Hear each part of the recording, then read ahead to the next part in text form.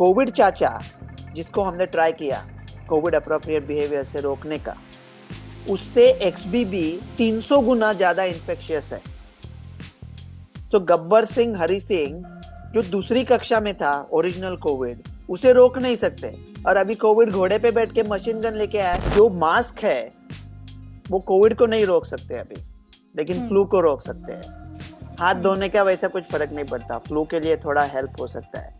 लेकिन ये कोविड का इतना कुछ डर नहीं है, ना H3N2 का है।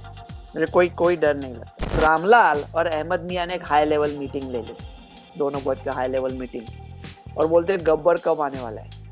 1 घंटे बाद आने वाला है। अरे घंटा करोगे क्या?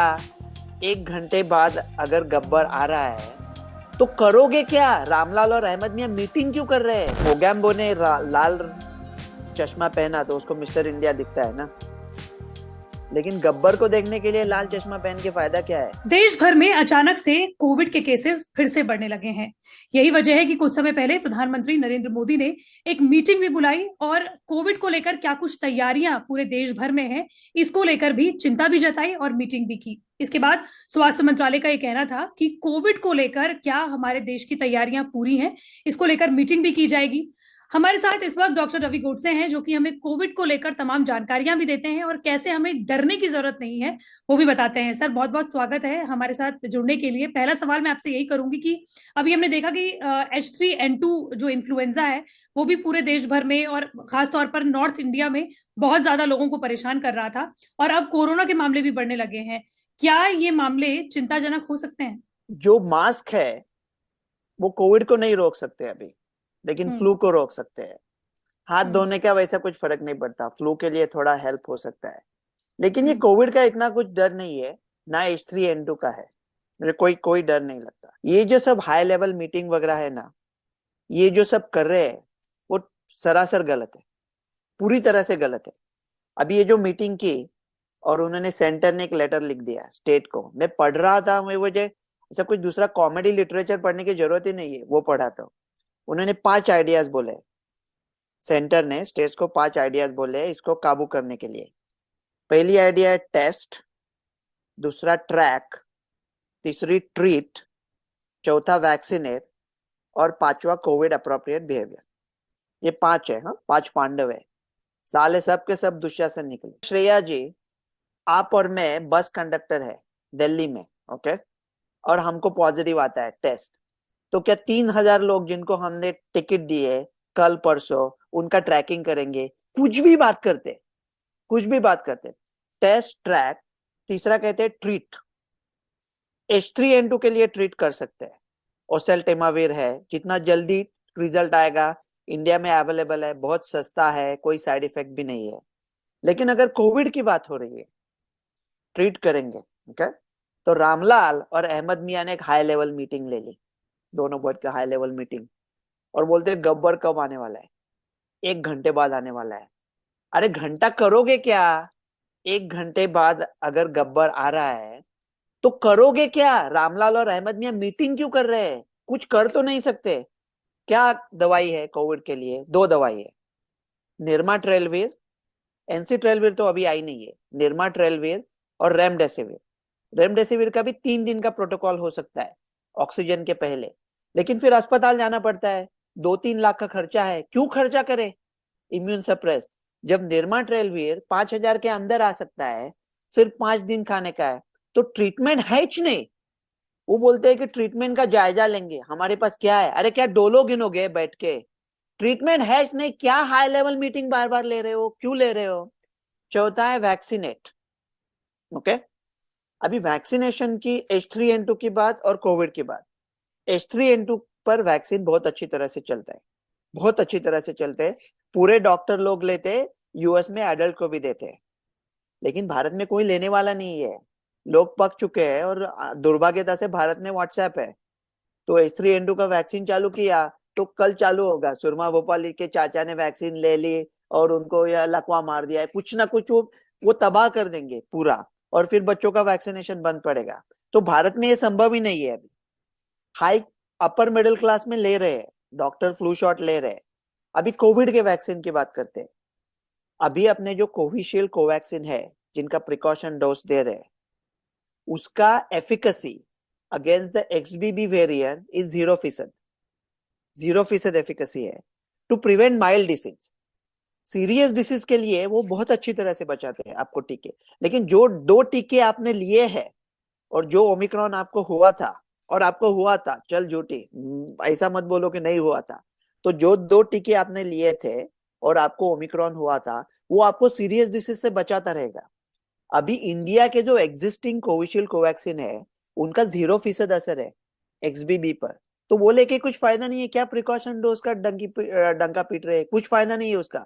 अगर देना है तो ओमिक्रॉन एडजस्टेड वैक्सीन दे दो, वो अपने पास है नहीं, तो बात क्यों कर रहे हैं? और 5वीं बात है कोविड अप्रोप्रिएट बिहेवियर। कोविड चाचा, जिसको हमने ट्राई किया कोविड अप्रोप्रिएट बिहेवियर से रोकने का, उससे XBB 300 गुना ज्यादा इंफेक्शियस है। तो गब्बर सिंह, हरि सिंह, जो दूसरी कक्षा में था ओरिजिनल कोविड, उसे रोक नहीं सकते। और अभी कोविड घोड़े पे बैठ के मशीन गन लेके आया, उसके लिए same Covid appropriate behaviour. Covid appropriate behaviour से कुछ फर्क नहीं पड़ता। अभी H3N2 के केसेस आ रहे हैं। इतने क्यों आ रहे हैं?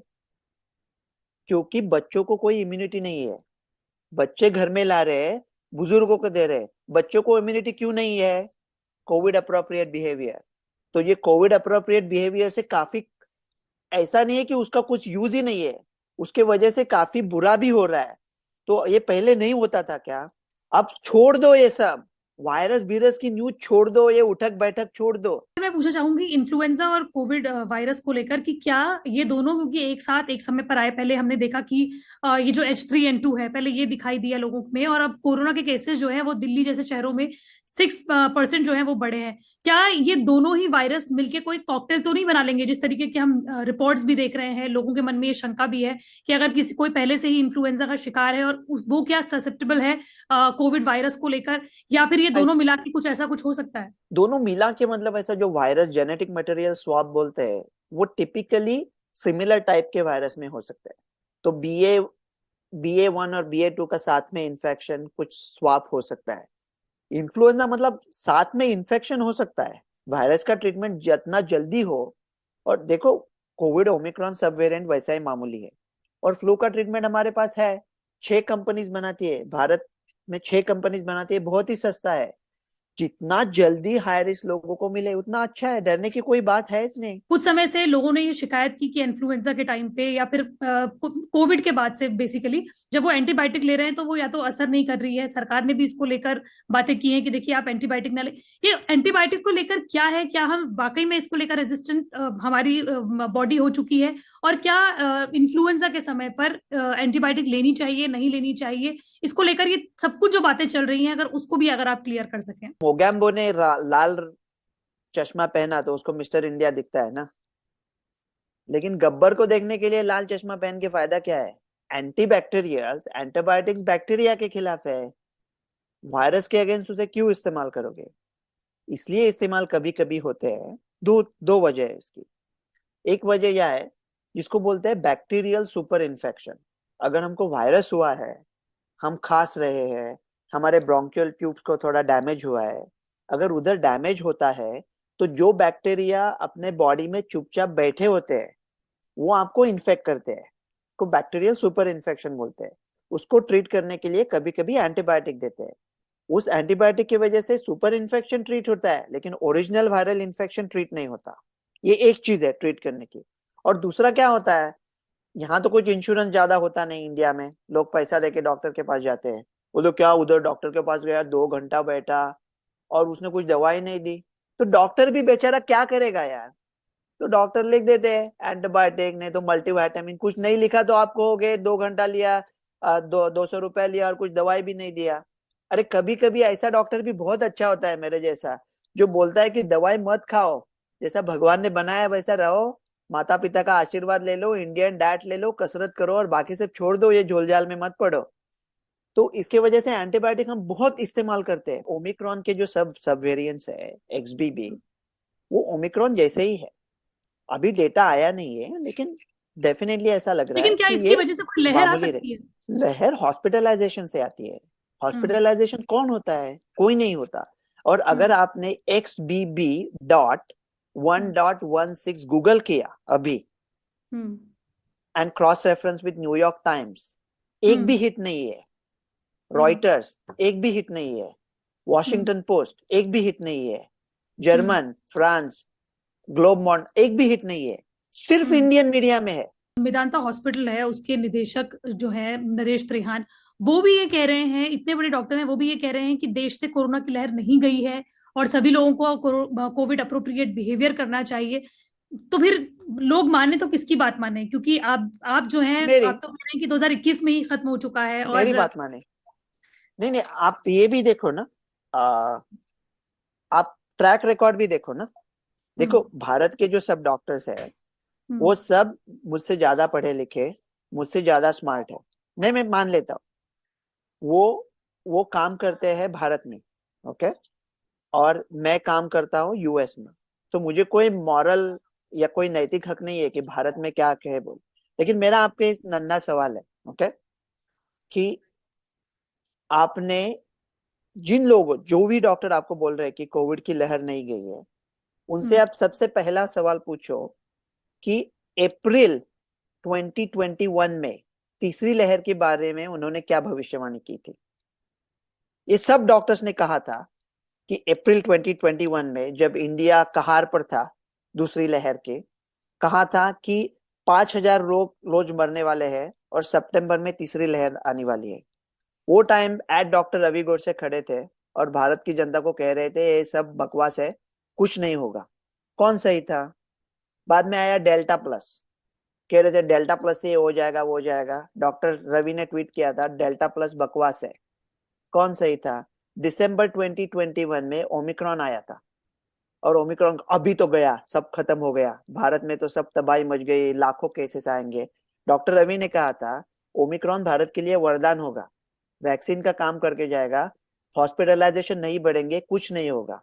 कौन सही था? तू अपनी जात के हर पेचो खम से पूछ के देख। सर बसर मेरी दस्तक थी, कुबकू मैं था, मेरे रकीबों में कब थी ये हौसल मंदी, नवर्दे इश्क में खुद अपने रूबरू मैं था। अरे ये सब वायरस आएंगे जाएंगे, हम्म। भारत को कुछ फर्क नहीं पड़ता। भारत का रकीब सिर्फ भारत है। अभी भारत को कोई रोक सकता है तो हमारे बाबू भारत खुद रोक सकता है। तरक्की कर ले, मैन्युफैक्चरिंग कर ले, ये वायरस से कुछ डरने की कोई जरूरत नहीं है। सोशल हम्म। डिस्टेंसिंग से कुछ फर्क नहीं पड़ने वाला। मास्क से इन्फ्लुएंजा को फर्क पड़ सकता है। हाई रिस्क लोगों के आसपास आपको मास्क डालने हैं तो डाल दो। जल्दी से जल्दी हाई रिस्क लोगों का टेस्टिंग करो, ओसेल्टेमाविर उनको दे दो। निर्मा ट्रेलविर इंडिया में ऑलरेडी बनता है, उसका परमिशन है, उसका मैन्युफैक्चरिंग करके स्टॉक करके रखो। वायरस न्यूज भूल जाओ, बाकी सब देखो, त्योहार मनाओ, मजा करो। बहुत बहुत शुक्रिया सर, हमारे साथ रहने के लिए।